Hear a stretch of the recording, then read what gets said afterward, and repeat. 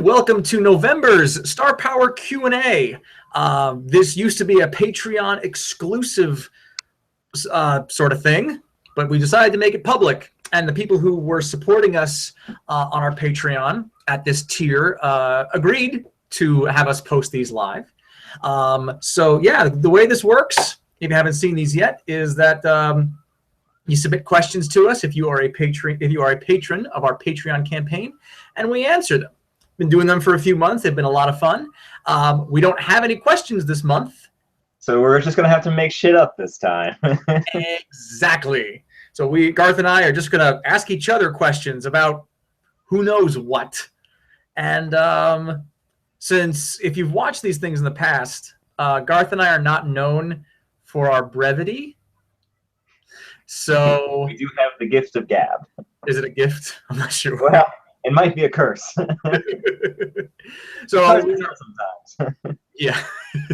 So we are going to be on an actual timer this time to keep ourselves from rambling too much. That, and it's also my kid's bedtime. Almost my kid's bedtime. So I don't want to be chatting while my wife is trying to put my little guy to sleep. So, if you don't know us, I'm Michael. I'm Garth. We're the creators of Star Power, although I suppose that should be kind of obvious, but perhaps not. So we've stated it. It's out there. I draw. Michael writes. Together we make space-powered awesomeness. Well, I figured some people don't know which one of us is which.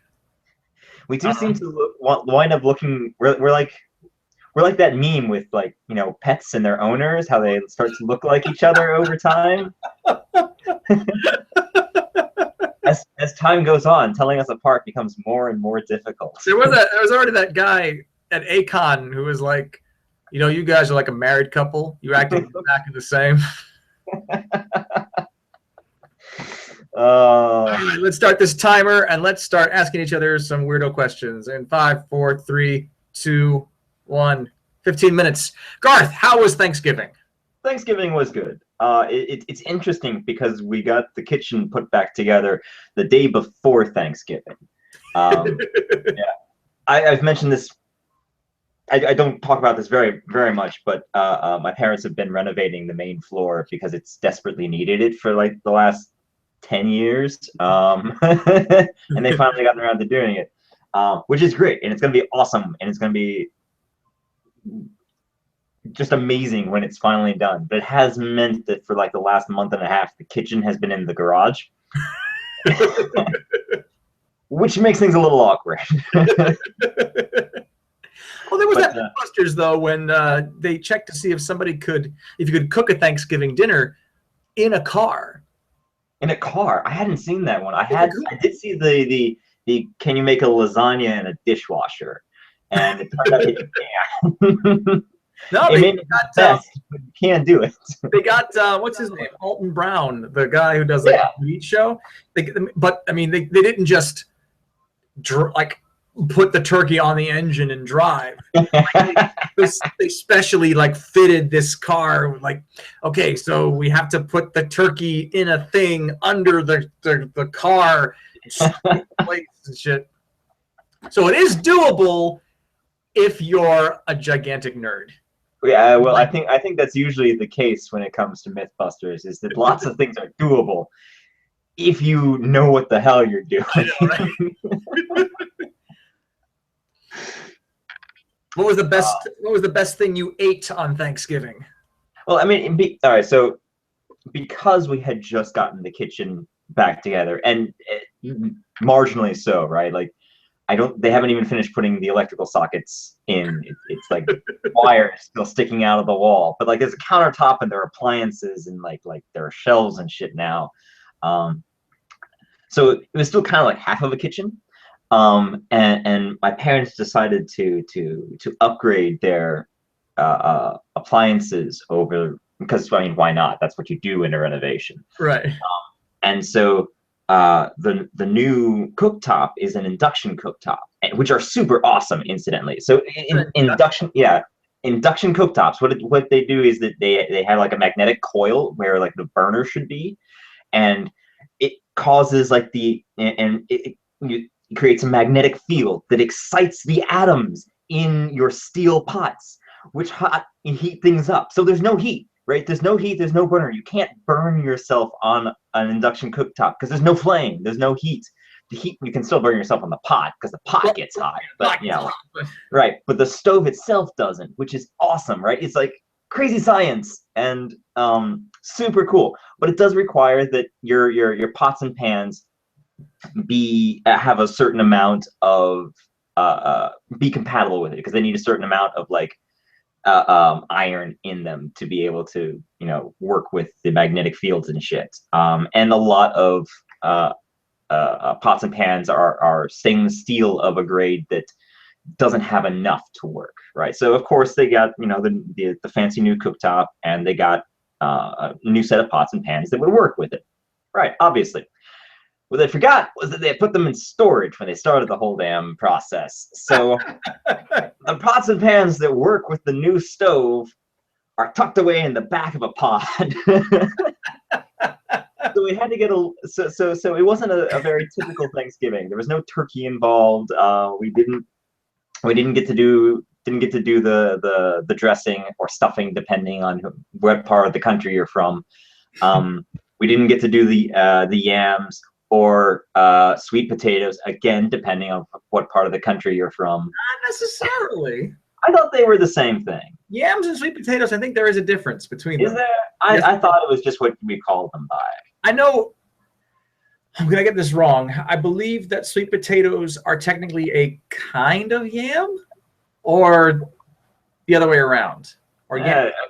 Something like that. There is a distinction. It's not a very good one, but... Right. It's one of those technical things that no one gives a shit about. Exactly, because they're delicious no matter what. So we didn't get to do that, but we grilled up some steak, and mashed potatoes, and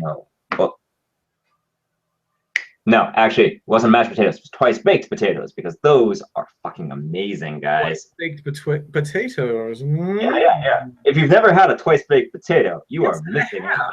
Can't say I have, and I'm a big fan of potatoes in most of their forms. So all right, so I'll let you know what it is, right? And you might have to make some adjustments because of the vegan thing, right? So the idea is that you bake your potatoes, you cut them in half. Okay. Scoop out the insides. Okay.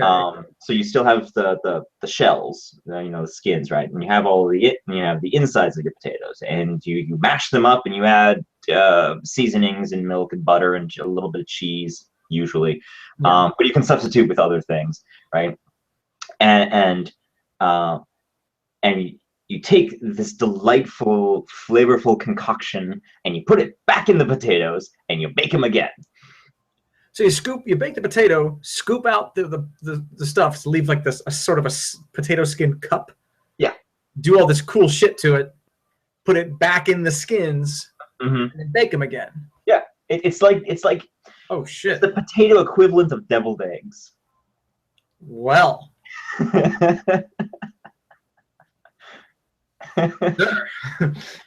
You might like them. I think I'm gonna love those things, man. Try those with sweet. Can you do those with? You think you can do those with like sweet potatoes or yams? Maybe. I'm not sure exactly how like tough the skin of a sweet potato is in comparison to a regular potato. Want me to find out? Oh yeah, no, I'm sure you probably can with Well, if you cook a potato, you're not gonna get sick. You're just gonna get disappointed. Yeah. Still better than eating them raw. I did that one. Oh, that is not our timer. That is Lito's bedtime. Okay, I was like, wow, we really did blow through that. Oh, we've got 8 minutes left on our 15-minute timer. So Lito is probably going to go to bed 8 minutes late. Oh, no. He'll get over it, I'm sure. He probably will. Yeah, we kept him up late this holiday weekend. My parents and my brother were up visiting to see him for his first official Thanksgiving, and we kept him up late, going to a restaurant on Friday night, day after Thanksgiving, and we were afraid he was going to have a really tough time going to bed, all that stuff. Now we kept him up like an hour past his bedtime, and he slept through the night. Nice. and an hour later the next day. So Alyssa and I got to sleep in, as it were. So like Alyssa and I are starting to be like, maybe every Friday night we should just take him out to dinner and just like leave him up late for an hour or so. Oh, is the little guy coming in to say goodnight? Yeah, make a guest appearance, Lito. Make a guest appearance. Oh my goodness. You know, wave to everybody.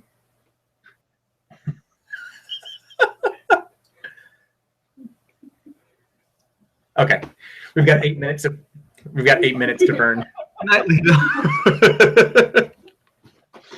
So yeah, we're thinking like every Friday we might just start taking him out to dinner and just leaving him up an hour late. So that way, that Saturday, Alyssa and I get to sleep out.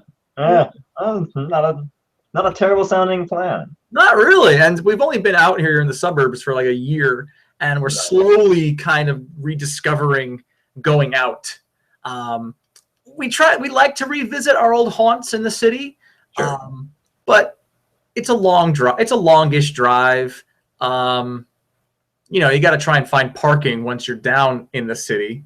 Right. So we're kind of starting to look out here in the suburbs. Like, can we find the kind of dining we got spoiled by living in a city for so long? And we're slowly discovering some gems out here in the suburbs and surrounding towns. So it's not like we have those city blocks that were known for just having rows and rows of restaurants. Like, okay, we have one gem here. Okay, we have another gem over here. You know, it's become its own little thing. And I'm enjoying it more than I thought I would. Oh, all right. Yeah. That's something to be said for suburban life, I guess. There really is. And I'm only saying it because I think I'm like ready for it. You know, right. I got city living out of my system for forever. You know, right. I went to college. Little guy's not too happy about going to bed. I went to college at a college here in Boston that didn't have a campus. It was just buildings in the city. Yeah. So I got accustomed to living in the city from like 1990 onwards. So yeah, now that we're out of the city and have been for a year, we're like, okay, you know what? It's nice living on a street where there isn't drunks yelling at cabbies and someone vomiting outside my window. And, you know, I don't know when a sports team wins or loses from the noise in the sports bar 2 blocks down. So yeah, it's kind of nice. The suburban, but again, I'm 36. I'm ready for suburban life. Ready to settle down. It's nice. I didn't know I was on camera for that. That creepy sort of just.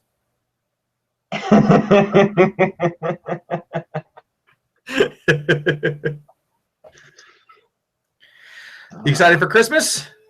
Yeah, I mean, always excited for Christmas.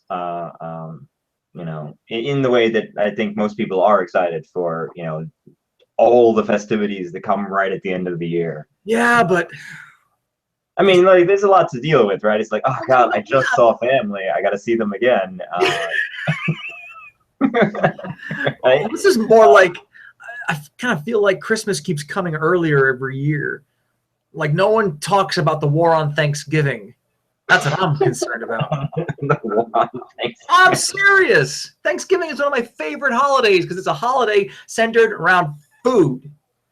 That's it. There's no religion or ritual involved in Thanksgiving because it's just eating a lot. And one, being thankful for the luxury of being able to do that. And just food. Right. But it's getting passed over like, hey, it's the day after Halloween. Think about Christmas. Like skipping right over one of my favorite holidays. Okay. The war on Thanksgiving, I tell you. Well, I mean, between the you know, actually, I don't know whether or not to call New Year's the first holiday of the year or the last holiday of the year. I'm not sure which way that goes. But ignoring New Year's, right? You know, you've got the 3 big end of the year holidays in the US anyway, right? You've got Halloween, you've got Thanksgiving, and then you have wind up with Christmas and Hanukkah, and Kwanzaa's right up in there too. And again, there's a variety of other religious holiday festivities that all kind of center right around the solstice time. And they kind of get lumped together, largely under the Christmas banner, because that's also the one that all the shopping is based around, because hey, capitalism, right?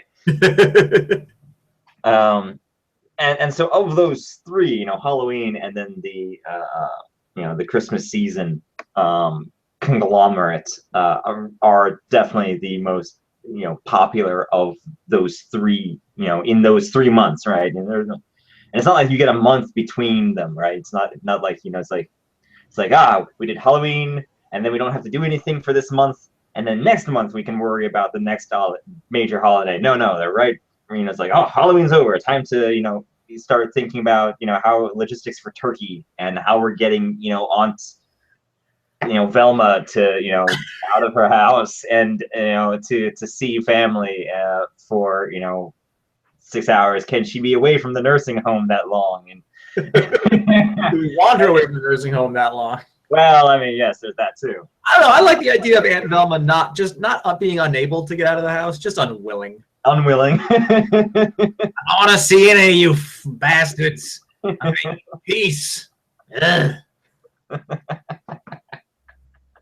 then of course, the minute, I actually have a lot of friends who, the minute that Thanksgiving is over, like they've put the dishes away over, they start decorating for Christmas. Like they don't even wait till the Friday to start putting up decorations. Oh. They're like, because they've already got all the family right there, and they're gonna do a big thing about it, right? I get it, because they're pretty, right? It's true. And actually, Alyssa's family is the same way, or they were for a little while. Like when I would do Thanksgiving with them. That's our timer. That's our timer. We're up. Time. Do we want to leave it there? Yeah, I think so. All right. Well, timer. We'll pick it up next time with Alyssa's family. Yeah. So I think this is the thing. If we don't get any questions from you guys, from our Patreon patrons, that's our limit. 15 minutes, and then we're done. We will not have a time limit if we have a lot of questions. Again, if you go back and look at our previous Q&As, we've gone as long as an hour answering your questions. We're happy to do it. Left to our own devices, I'm sure we could talk for another hour, but my little guy's got to go to bed. And we didn't get any questions, so this is us working on our brevity, which is the soul of wit. And I don't know what that says about us if we won't shut up. So thank you for viewing. If you would like to submit questions to us, please feel free to do so. If you are a supporter of our Patreon campaign, check out the website, patreon.com/starpower. There's a lot of cool incentives up there for your support. Of course, we're very, very grateful for your support. And we hope to get your questions for December and see you just around the turn of the new year for our next Q&A, whether it's the last or first holiday of the new year. Thanks for listening. See you guys later. We're out.